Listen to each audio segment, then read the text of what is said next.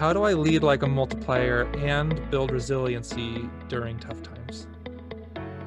Well, I mean, we don't get through tough times without resiliency.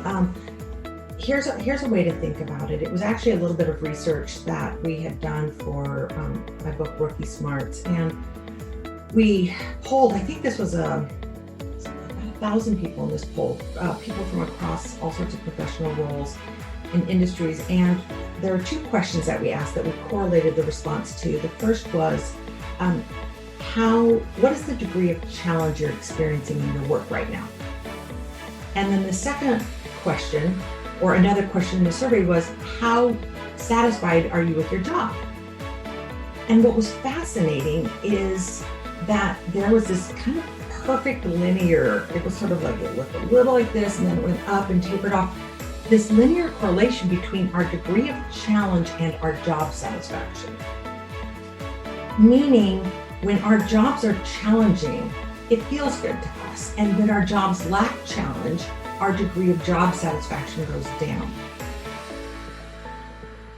So building resiliency, I find as a leader, and as a parent, honestly, it helps me to remember that we're built for challenge. We're wired for it.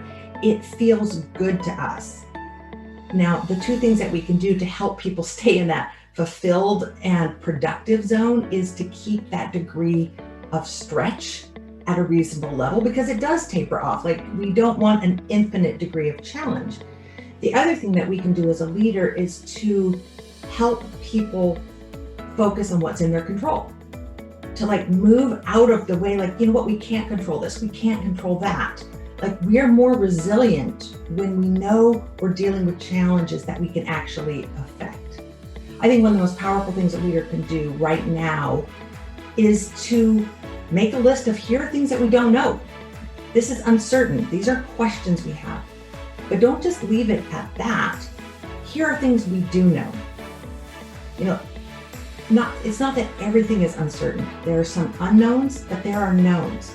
And let's, try to tackle these unknowns, but also what's in our control. It reminds me of there's a story in the book about Rob Ensslin, and he's leading his sales team at SAP right as the 2008 financial crisis is hitting. And he's very calm, but one of the questions he asks is, what can we do to add value to our customers that's in our control? Let's not worry about things that are out of our control. If we want to build resilient teams, we get that degree of challenge right, remind ourselves it actually feels good, not while we're in it. It feels good mostly when we succeed, and build that kind of resiliency, and to focus on what we can control.